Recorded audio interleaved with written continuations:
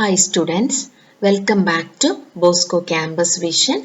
I am Marina Michael, Assistant Professor, PG Department of Commerce, Don Bosco College, Kottayam. This is the 39th lecture of Investment Management.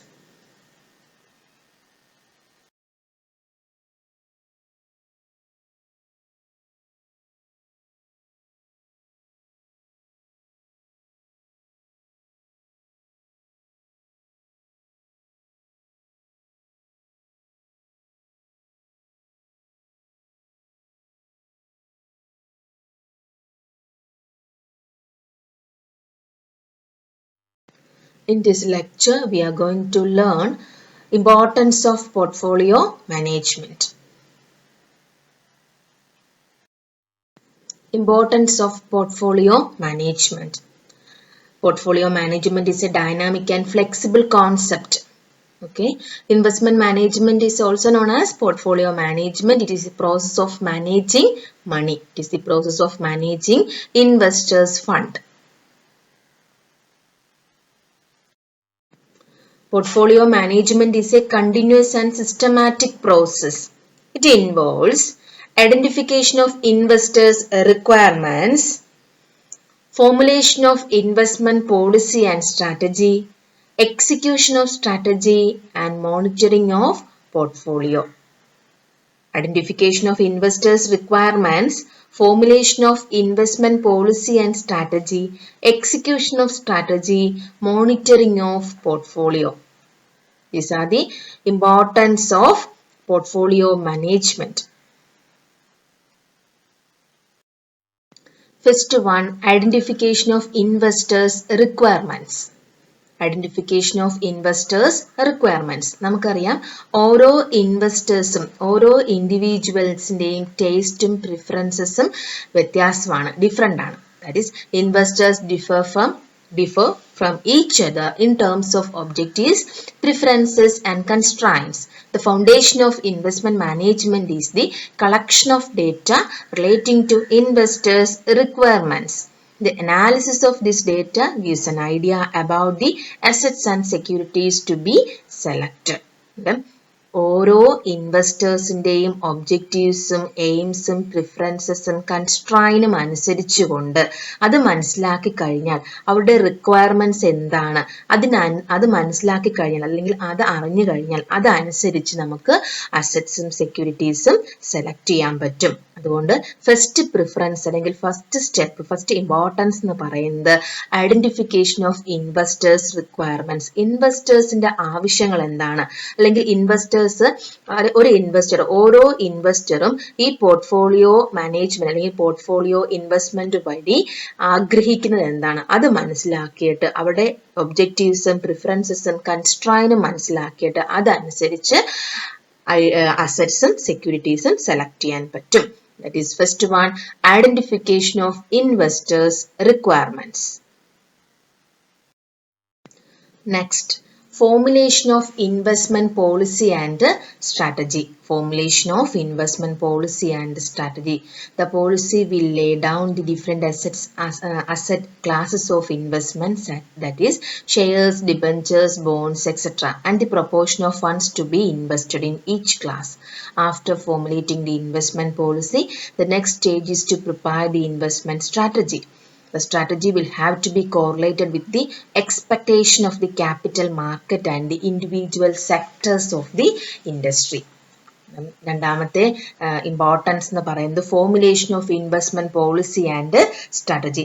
Once the investors objectives, preferences and constraints are identified, the next stage is formulation of investment policy. Okay, ആദ്യത്തെ സ്റ്റെപ്പിൽ നമ്മൾ ഇൻവെസ്റ്റേഴ്സിന്റെ ഒബ്ജക്റ്റീവ്സും പ്രിഫറൻസും കൺസ്ട്രൈനും ഒക്കെ identify ചെയ്തു. അതിന് അടുത്ത process എന്ന് പറയുന്നത് investment policy formulate ചെയ്യുക.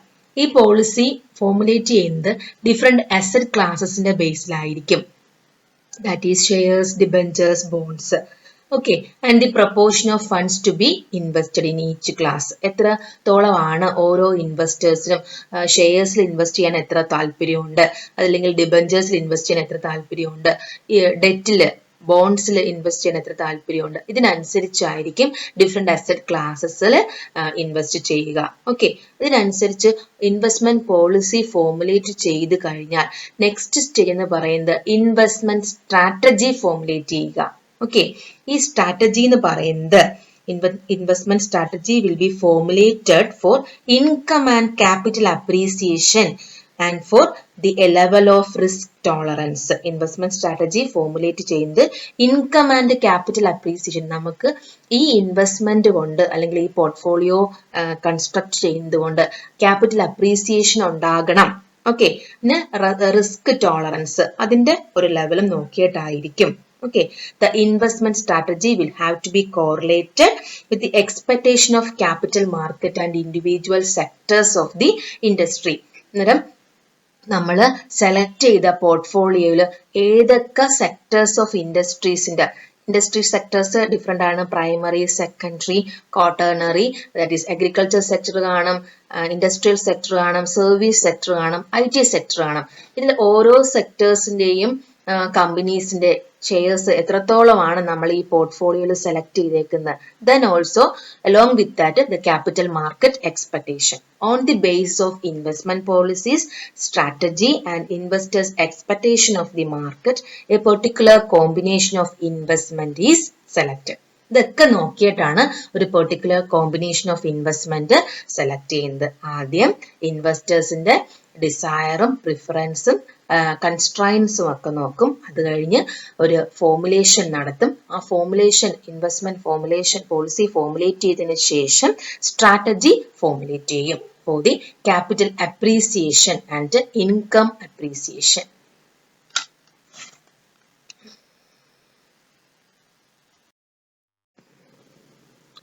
Third phase is, or third importance is execution of strategy. This process, the third process is the implementation and execution of investment process. It requires a lot of research, analysis and judgment. The portfolio thus constructed may relate to the needs of a given level of income, liquidity, safety, high yielding growth stocks, etc. The success of the portfolio would depend upon the initiative, innovation and judgment of the person constructing the portfolio. ഈ third important സ്റ്റേജിൽ അല്ലെങ്കിൽ പ്രോസസ്സിൽ investment and execution ആണ്. Investment or implementation and execution of strategy. നമ്മൾ formulate ചെയ്ത investment സ്ട്രാറ്റജിയെ execution ലെവലിലോട്ട് കൊണ്ടുവരുന്ന സ്റ്റേജാണ് ഈ തേർഡ് സ്റ്റേജ് എന്ന് വെച്ചാൽ. അതുകൊണ്ട് തന്നെ ഇതിനകത്ത് നമ്മൾ ഏറ്റവും കൂടുതൽ റിസർച്ചും അനാലിസിസും എന്ന് വെച്ചാൽ ഈ സ്റ്റേജിൽ വെച്ച് കൊണ്ടാണ് നമുക്ക് എത്രത്തോളമാണ് അതിനകത്ത് നിന്ന് ലഭിക്കുന്ന പോർട്ട്ഫോളിയോ എന്ന് നമുക്ക് പോർട്ട്ഫോളിയോയിൽ നമുക്ക് ലഭിക്കുന്ന ഇൻകം ഓർ റിട്ടേൺ എത്രയാണെന്ന് ഈ സ്റ്റേജിൽ വെച്ചുകൊണ്ടാണ് നമുക്ക് മനസ്സിലാക്കാൻ സാധിക്കുക. That is, it requires a lot of research, analysis and judgment. The portfolio thus constructed may relate to the needs of a given level of income, liquidity, safety, high yielding growth stocks, etc. The success of the portfolio would depend upon the initiative, innovation and judgment of the person constructing the portfolio. The fourth importance is monitoring of portfolio. The performance of the portfolio is evaluated and adjustments are made in the portfolio composition from time to time. This is called monitoring and risk structuring of the portfolios. The changes in investors' conditions, market conditions and industry performance are taken into account in the portfolio adjustments. പറയാം evaluation നമ്മൾ construct ചെയ്ത പോർട്ട്ഫോളിയോയെ evaluate period of time അല്ലെങ്കിൽ time to ടൈമിൽ market conditions, investors preferences, industry performance ഇതൊക്കെ മാറുന്നതിനനുസരിച്ച് കൊണ്ട് നമ്മുടെ പോർട്ട്ഫോളിയോയെ നമ്മളൊന്ന് ഇവാലുവേറ്റ് ചെയ്യുകയും റിവ്യൂ ചെയ്യുകയും മോണിറ്റർ ചെയ്യുകയും ആവശ്യമുണ്ട്. That is the last important stage, monitoring of portfolio. The performance of the portfolio is evaluated and adjustments are made in the portfolio composition from time to time. It is called monitoring and risk structuring of portfolios. നമ്മൾ ഈ ലെക്ചറിൽ പഠിച്ചത് importance of portfolio management.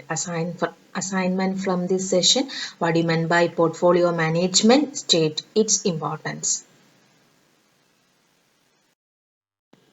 Thank you students and God bless you.